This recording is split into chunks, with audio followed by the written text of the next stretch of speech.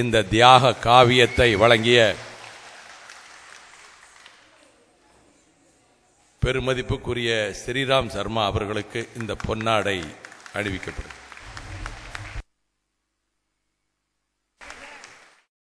முதலாக மதிப்பிற்கும் மரியாதைக்குரிய பத்மபூஷன் டாக்டர் பத்மா சுப்பிரமணியம் அவர்கள் அவருடைய கருத்தை சொல்லுமாறு தாழ்மையுடன் பரதாசரம் கேட்டுக்கொள்கிறது.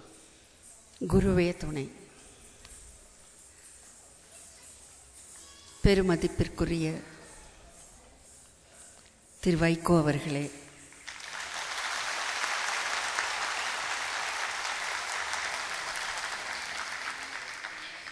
இந்த நாடகத்தை உருவாக்கி முக்கியமாக பாடல்களை இயற்றிய திரு ஸ்ரீராம் சர்மா அவர்களே, சர்மா அவர்களின் அழகிய மனைவி வேலு நாச்சியாராக நடித்த அன்பு சகோதரி மணிமேகலை அவர்களே,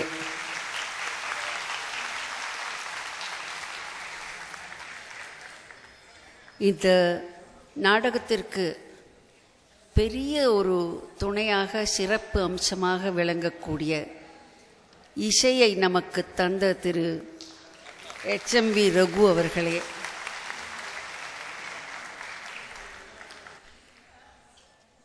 இந்த நாடகத்தில் நடித்த கலைஞர்களே,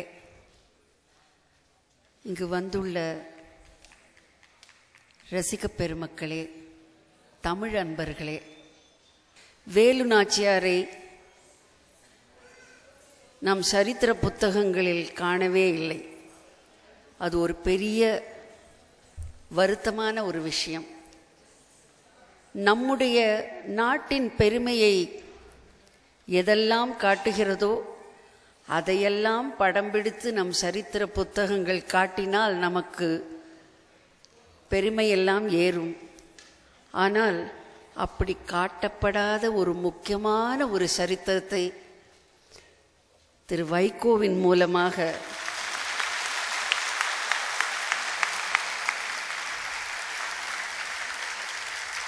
இன்று இந்த கலைஞர்கள் மிக அருமையாக எடுத்து காட்டியுள்ளார்கள். இதில் ஒவ்வொரு அம்சமும் நம் மனதை தொடுவதாக அமைந்தது. இந்த வேலு நாச்சியார் நடன நாடகம் ஒவ்வொரு பள்ளியிலும் நடக்க வேண்டும் என்று நான் விரும்புகிறேன்.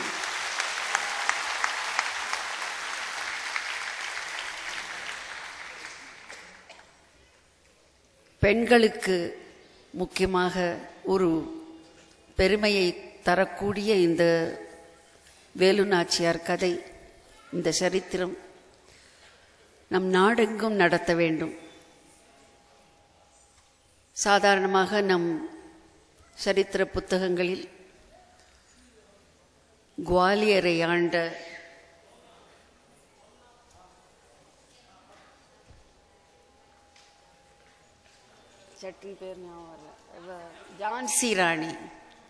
ஜான்சி ராணியை பற்றி தான் நாம் அதிகமாக கேட்டிருக்கிறோம்.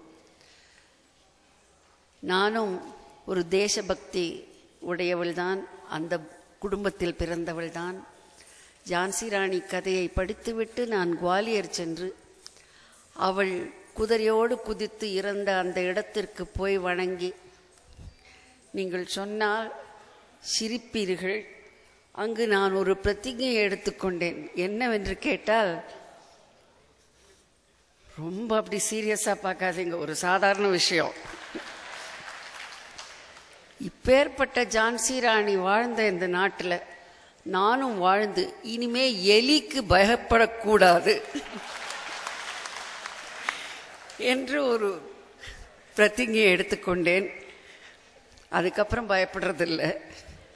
ஆனால் வேலு நாச்சியார் கதையை கேட்ட பிறகு இந்த நாட்டிற்காக ஒவ்வொருவரும் தியாகம் செய்ய வேண்டும், உயிர் தியாகம் கூட செய்ய வேண்டும் என்ற ஒரு பூரிப்பு நம் எல்லோர் மனதிலும் கண்டிப்பாக உண்டாகிறது.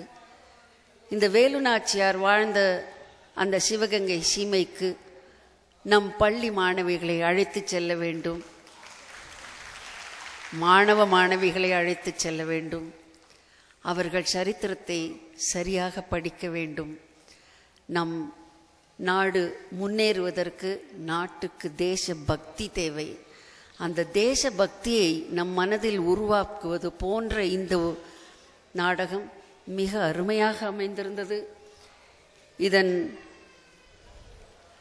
காட்சி வடிவம், ஒவ்வொருவரும் நடித்த அழகு, வேலுநாச்சியாரின் அழகி, அவள் வந்து நின்னாலே ராணி மாதிரி தான் இருந்தாள்.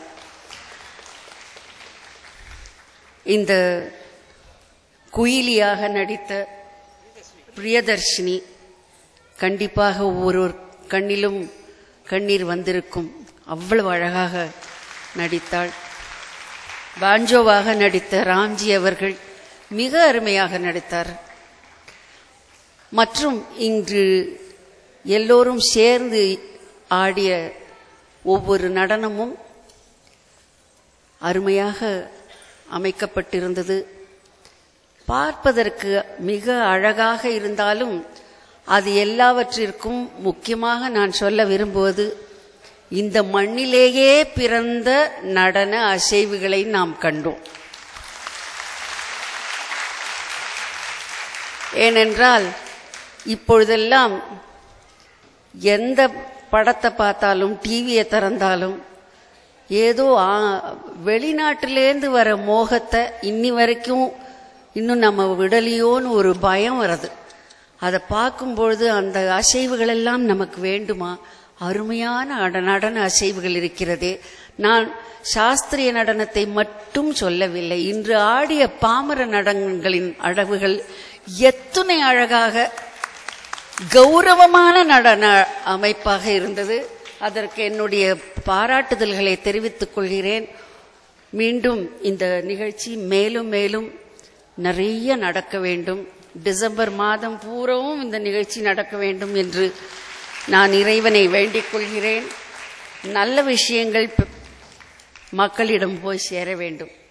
ஆகவே என்னுடைய வாழ்த்துக்களை தெரிவித்துக் கொண்டு, என்னை அழைத்ததற்கும் என் நன்றியை தெரிவித்துக் கொண்டு, இந்த ஒரு நல்ல ஒரு நடன நாடகத்திற்கு வழிகாட்டியாக அமைந்த திரு வைகோ அவர்களையும் பாராட்டி இன்னும் ஒன்று அவரிடம் கேட்டுக்கொள்ள விரும்புகிறேன். ஒரு முறை தமிழிசை சங்கத்தில் அவர் தலைமை உரை ஆற்றிய போது நான் அமர்ந்திருந்தேன். அவரை நான் ஒரு அரசியல்வாதி என்றுதான் நினைத்திருந்தேன். அவர் தேவார பாடல்களை எடுத்து அள்ளி அள்ளி தெளித்தார். விரல் நுனியில் இருந்தது அத்தனை பாடல்களும். நான் அதிசயப்பட்டு போய் அன்று மீனா முத்தையா அம்மா அவர்களிடம், இவர் என்ன இவ்வளவு தேவார பாடல்களை இவ்வளவு சுலபமாக இங்கு எடுத்துரைக்கிறாரே என்றால், இந்த மாதிரி நான் கேட்டதே இல்லையேன்னு அவங்க பக்கத்தில் உட்கார்ந்துருந்தவங்க, இவங்க தான் அவருடைய மனைவின்னாங்க. திருமதி ரேணுகா அம்மா அவர்களை அன்று நான் சந்திக்கக்கூடிய ஒரு வாய்ப்பு கிடைத்தது. அன்றிலிருந்து நான் ஒன்று கற்பனை செய்து கொண்டே இருந்தேன், திரு வைகோ அவர்கள் இன்னும் இலக்கியத்திற்காக நிறைய செய்ய வேண்டும். நிறைய நாட்டிய நாடகங்கள்ல இந்த மாதிரி எழுதி கொடுங்க, நல்ல விஷயங்கள் வரட்டும். ஏன்னா நாங்கள்லாம் அரசியலுக்கு அப்பாற்பட்டவர்கள், கலைஞர்களுக்கு அரசியல் கிடையாது. நாங்கள் பார்ப்பதெல்லாம் கலையை மட்டும்தான்.